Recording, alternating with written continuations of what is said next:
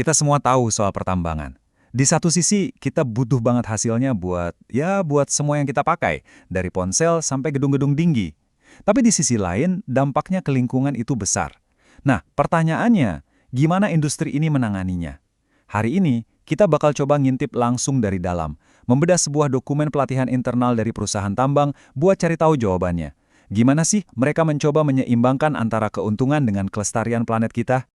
Ini dia pertanyaan besarnya, gimana caranya kita bisa ngambil apa yang kita butuhkan dari perut bumi, tapi tanpa meninggalkan luka yang permanen?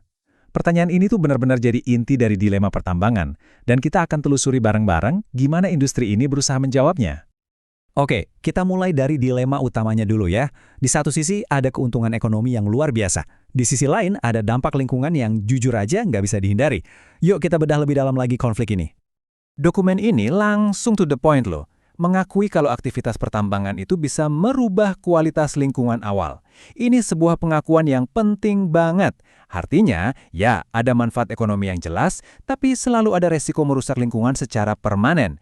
Inilah pertaruhan yang selalu ada di setiap proyek tambang. Terus, gimana cara industrinya merespons? Jawabannya ada di konsep pengelolaan lingkungan.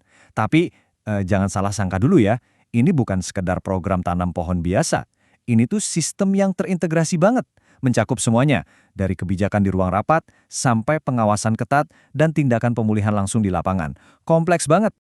Oke, konsepnya udah dapet. Sekarang kita lihat realitanya di lapangan kayak gimana sih? Apa sebenarnya jejak lingkungan yang ditinggalkan oleh sebuah tambang? Yuk kita lihat satu persatu dampak spesifiknya.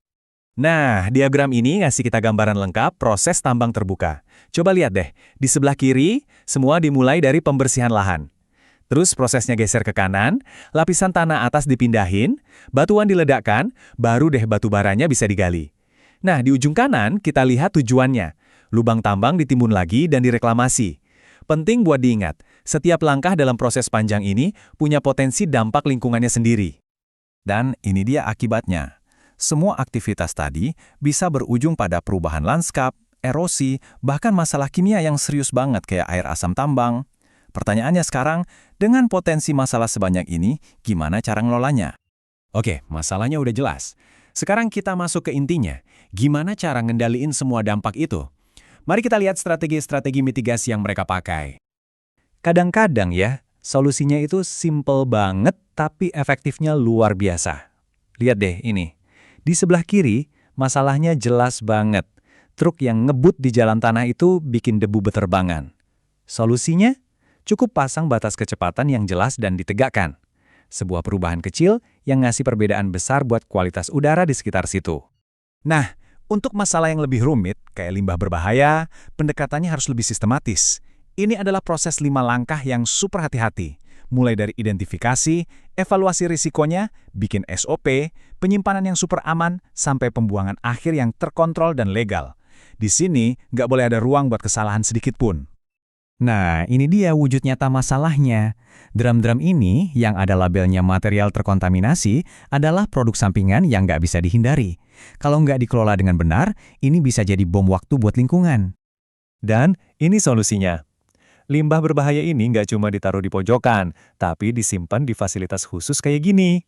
Ada atapnya buat ngelindungin dari hujan, lantainya juga kedap air biar nggak ada kebocoran. Ini tuh kayak benteng pertahanan pertama buat mastiin limbahnya tetap aman sebelum dibuang secara permanen. Salah satu tantangan lingkungan terbesar di dunia tambang itu namanya air asam tambang atau AAT. Gampangnya gini deh, ini terjadi kalau ada jenis batuan tertentu yang mengandung mineral sulfida, terus batuan itu ketemu sama udara dan air. Nah, pertemuan itu memicu reaksi kimia yang menghasilkan asam. Rumus kimianya sebenarnya sesimpel ini loh. Ambil batuan yang mengandung pirit atau mineral sulfida lainnya, campur dengan oksigen dari udara dan air, dan hasilnya adalah cairan asam yang berbahaya. Reaksi alami inilah yang bisa jadi mimpi buruk buat ekosistem perairan kalau nggak dikendalikan. Lihat deh gambar ini. Ini jelas banget kan akibatnya? Warna air yang keruh dan nggak wajar ini adalah tanda visual dari dampak AET yang dibiarkan begitu saja. Inilah kenapa pencegahannya jadi prioritas utama banget. Terus gimana dong ngatasinya? Nah, ini strateginya cerdas banget. Jadi pertama, batuannya diuji dan dipisahin jadi 2 jenis. NEF yang aman dan PAF yang berpotensi bikin asam. Terus batuan PAF yang bermasalah ini ditaruh di tengah-tengah tumpukan, lalu dibungkus rapat-rapat pakai lapisan batuan nef yang tebal. Ini ibaratnya kayak menyegal masalah di dalam sebuah kotak yang aman, memutus kontaknya dengan udara dan air, jadi reaksi kimianya nggak akan terjadi. Oke, kita udah bahas cara ngendaliin dampak pas tambang lagi jalan. Tapi ceritanya nggak berhenti di situ. Babak terakhirnya adalah tentang masa depan lahan itu sendiri. Inilah yang disebut reklamasi, proses menyembuhkan dan memulihkan lahan setelah penambangan selesai. Proses ini tuh maraton, bukan lari sprint. Dimulai dengan membentuk ulang kontur lahannya. Terus ditanam tanaman perintis yang kuat buat megang tanah. Habis itu ditambahin tanaman penutup tanah biar makin subur, baru deh akhirnya ditanam lagi spesies-spesies asli lokal. Ini benar-benar komitmen jangka panjang. Nah, ini contoh keren banget dari prinsip reuse atau guna ulang. Daripada buang-buang ban bekas raksasa, ban-ban ini malah diubah jadi dinding penahan erosi yang efektif banget. Solusi praktis yang menyelesaikan dua masalah sekaligus, limbah padat dan stabilitas lereng. Keren. Dan inovasinya nggak cuma sampai di situ loh. Lihat ini, sebuah rumah kaca buat pembibitan tanaman reklamasi yang seluruhnya dibikin dari botol plastik bekas yang dikumpulin di area tambang. Ini bukti nyata dari pemikiran kreatif yang bisa mengubah sampah jadi sesuatu yang berguna. Jadi, setelah melihat semua ini, dari tantangannya yang berat sampai solusi-solusinya yang cerdas, kita balik lagi ke pertanyaan awal. Dengan semua teknologi dan komitmen ini, apakah penambangan yang bertanggung jawab itu beneran bisa dicapai? Menurut kalian gimana? Mungkinkah kita menemukan keseimbangan yang sempurna itu? Ini pertanyaan yang penting banget buat kita semua renungin.